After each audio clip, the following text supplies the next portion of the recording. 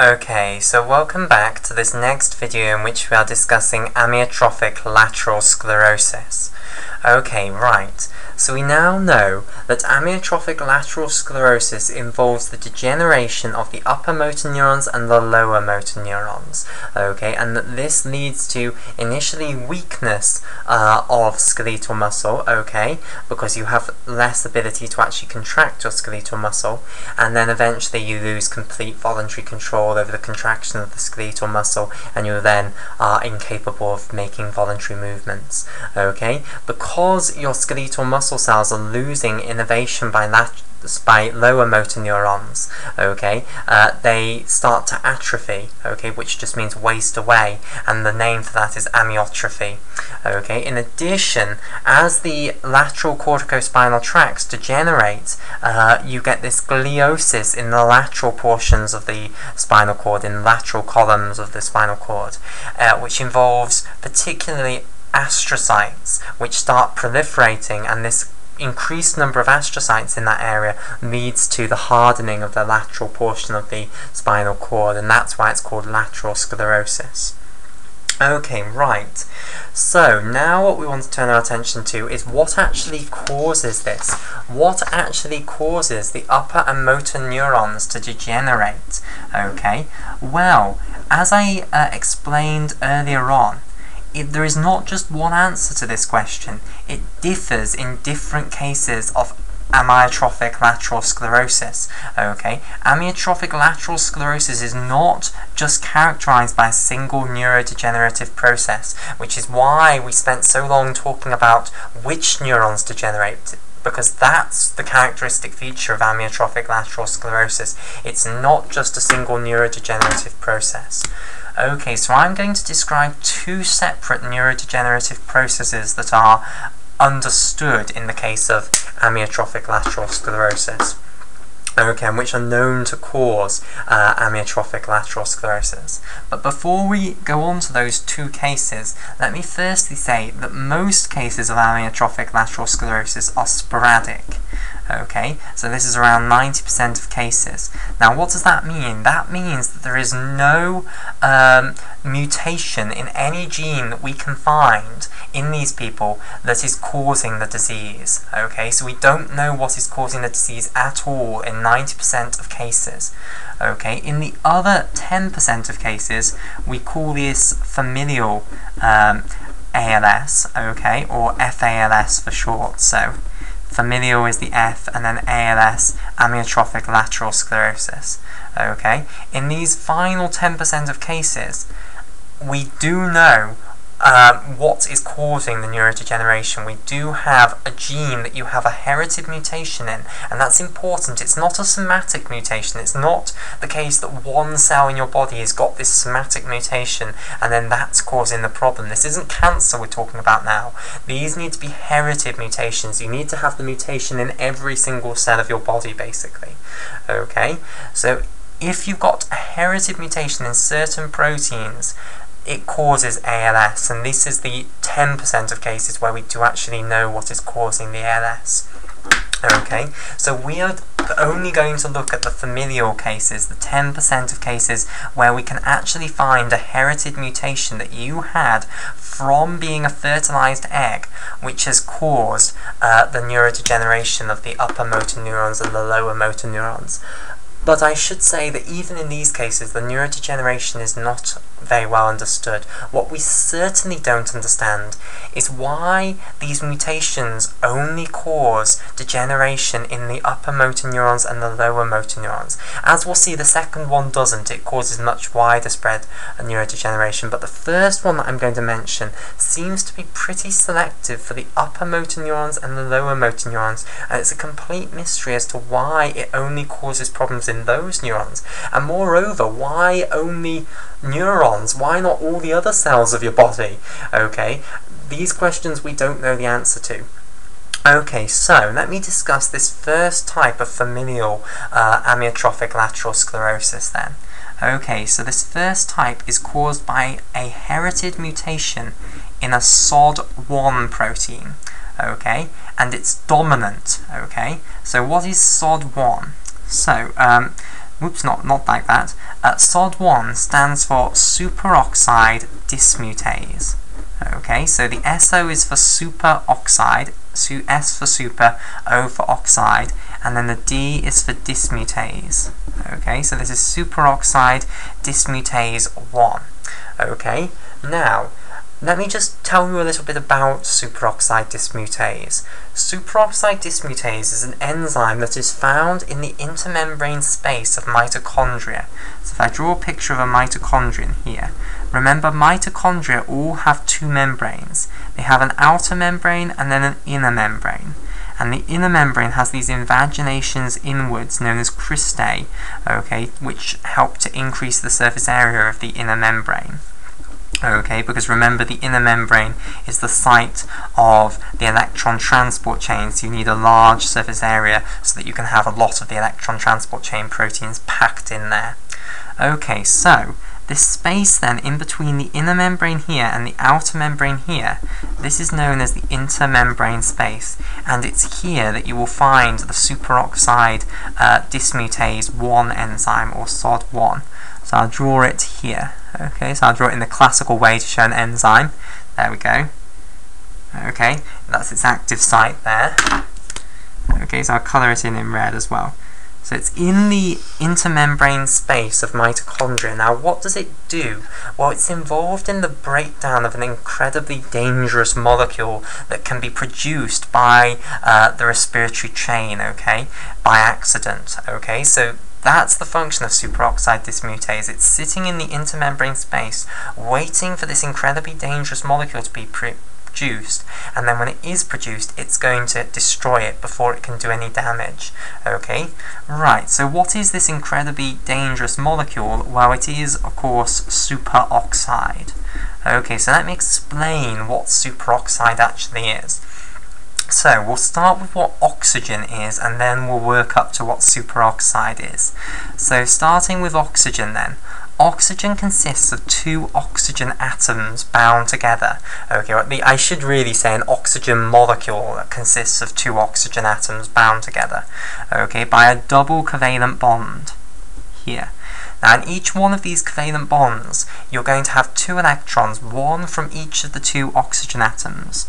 Okay, like so. So we'll represent the oxygens of this the electrons of this red oxygen here as crosses. So this is the electron from that red oxygen, and we'll represent the electrons from this blue oxygen here as dots. Okay, right. And in this bond here, you'll also have one electron from the red oxygen, which is being represented as a red cross, and one electron from the blue oxygen. Okay, then each of the oxygens will also have a few more electrons. They'll also have two lone pairs of electrons. So here for the red oxygen, we've got two lone pairs of electrons shown as red crosses here. Okay, and similarly for the blue oxygen, we'll also have two lone pairs of electrons, one here and one here. And I'll colour both of those in blue as well. Okay, right, so that's a dot cross diagram for the outer shell electrons of these two oxygen atoms in this dioxygen molecule. Okay, now how do you convert this to superoxide then?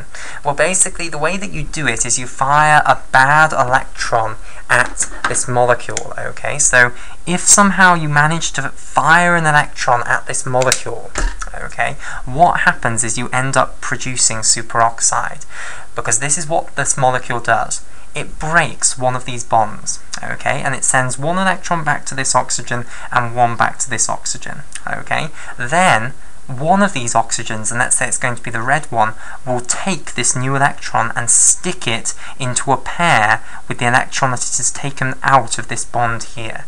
So let me show you now what you'll get. You'll get two oxygen atoms bound now only by a single covalent bond. So one of the covalent bonds has survived this. Okay, so here is the red cross electron from the red oxygen and the blue dot electron from the blue oxygen, and now let's say the red oxygen accepted the new electron. Now it's got this new electron bound, well, in a pair with this red electron that it pulled out of this bond here, and now it's got 3 lone pairs of electrons. Okay, so here's the bad electron in turquoise, and I'm sorry for colouring it in turquoise, it hardly shows up as different from the blue electrons. And now this oxygen has 3 lone pairs of electrons, okay, which gives that electron a negative charge over here because it's just gained an electron. Okay, and now what's happened to the blue oxygen? Well, it's still got 2 lone pairs of electrons, but now it's had to take this electron back, and now this electron is unpaired. Now that is dangerous, okay? Very dangerous. Whenever you have unpaired electrons in a molecule, that molecule is extremely reactive, and there's a special name for molecules which have unpaired electrons in them. They're known as free radicals. So superoxide is an example of a free radical, okay? And it's often written O2 because you've got 2 oxygens in the molecule, then you've got a negative charge, and you've also got a free radical, so that's shown as a dot here. Okay, so this is the incredibly dangerous free radical that can be produced as a result of the electron transport chain going wrong, okay? And if it was to get out, it could cause havoc in the cell. It's extremely dangerous. It will react with everything, basically. Okay, so we have the superoxide dismutase 1 enzyme in the intermembrane space protecting us, basically. It's going to be breaking down these molecules.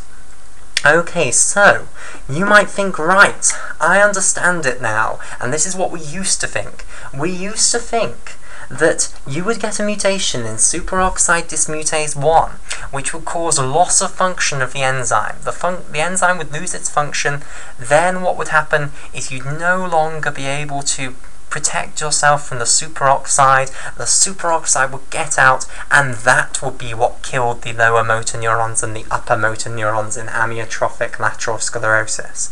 However, there is a problem. I said a word that I did not write down here, which is crucial to this. This is dominant. Okay, now what does that mean? That means that you only need a mutation in one of the genes that you have for superoxide dismutase 1. Okay, so basically you will have 2 copies of genes for superoxide dismutase 1. Okay, so I draw your 2 copies of the gene, which remember will be on your 2 homologous chromosomes. Okay, now I don't know the exact chromosome number that superoxide dismutase 1 is present on, but it will be on one of the chromosomes between chromosome number 1 to chromosome number 22, i.e. an autosome. So I'll get round actually having to know the number by saying it's an autosome, so it's one of them. Okay, and of course you have 2 copies of all autosomes, one from your father and one from your mother. Okay, and on your paternal chromosome you will have a gene for superoxide dismutase 1, and on your maternal chromosome you will have a gene for superoxide dismutase 1.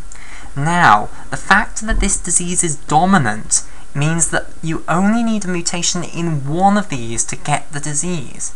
Now, if the mutation was just causing the superoxide dismutase to lose its function, then would you expect having a mutation that caused loss of function in one of them to cause the disease?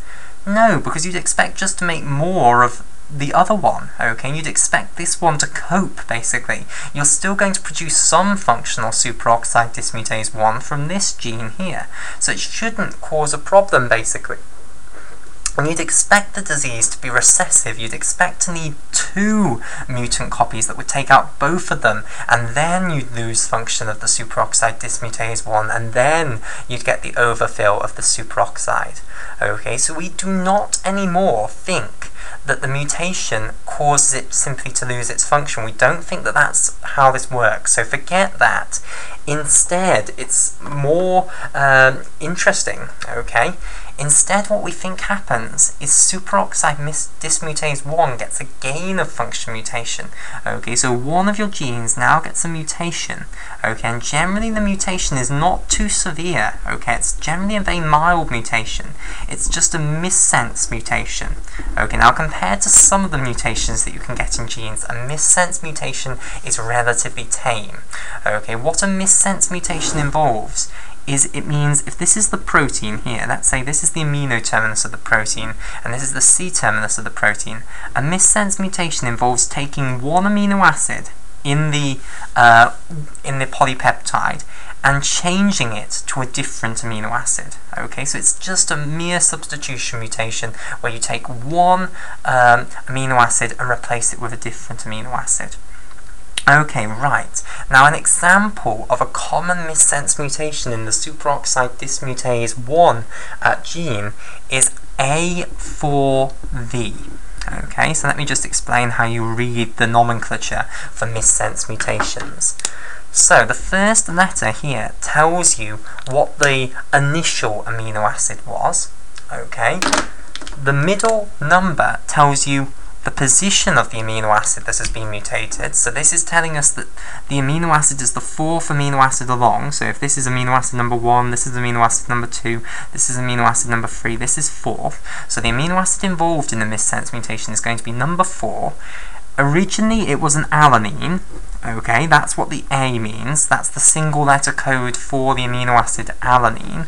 Let me just remind you of what the structure of the amino acid alanine is. Okay, so if I show you it as a residue, so I'm going to show it bound within the polypeptide.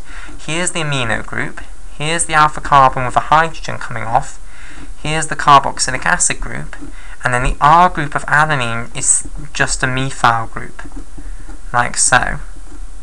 Okay, so originally this amino acid here was an alanine.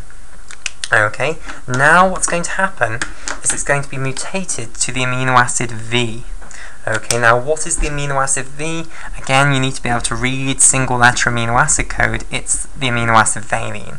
Single letter amino acid code is generally quite simple. Usually, the letter is just the first letter of the name of the amino acid. It can't always work that way because some letters are used more than once. So, for instance, alanine and then aspartate. Okay, they can't both be A. Alanine is given A, and then aspartate is given something like D, I think. Okay, so valine, however, does get V as well. Okay, so here's the amino group, here's the alpha carbon with a hydrogen coming off, here's the carboxylic acid group, and then the R group of valine consists of a carbon with a hydrogen coming off it, and then 2 methyl groups coming off it. Okay, like so. So this is the structure of the amino acid valine. Okay, so you're going to change the alanine at position 4 to a valine, and that's a nice example of a missense mutation. Okay, and this is a common missense mutation found in superoxide dismutase 1 in people with familial amyotrophic lateral sclerosis. Okay, right. Now what does this cause? Well, for such a small mutation, it does actually have a big effect. What is believed to happen is this causes the superoxide dismutase 1 protein to now completely misfold. Okay, so what do I mean by that? Well, usually the protein folds into a certain shape, so I will very crudely show this like so. So previously I have shown the enzyme as having this typical enzyme structure where you show an active site like so. Okay, so I will show the enzyme folding up like this. This is not how the enzyme really folds up. This is just to get the point across. Okay, so usually the enzyme has a certain way of folding up into a three-dimensional structure. Okay, the idea now is that the missense mutation is going to cause it to completely misfold. So now maybe it will form something like this. Okay, so now it's folded in a completely different way. Okay, so that tiny mutation, that single amino acid switch, has now completely changed the tertiary structure of the polypeptide. Okay, and the idea now is that this misfolded superoxide dismutase 1 protein is now going to aggregate. Okay, like so. So if I represent a single one as a blob now, you're going to get loads of them sticking together in this sort of blob structure. Okay, like so. Okay, and you'll get these aggregates forming inside lower motor neurons and upper motor neurons, and for some reason the upper motor neurons and the lower motor neurons are particularly susceptible to the buildup of these aggregates, and the aggregates then somehow kill the neurons. Okay, so that is what is understood of this form of familial amyotrophic lateral sclerosis. Okay, right. So The next form of neurodegeneration that is understood that I want to talk about is another form of familial amyotrophic lateral sclerosis, and this involves a different protein. This is going to involve a protein known as C9orf72, but I think we'll call it there for this video and leave that protein to the next video.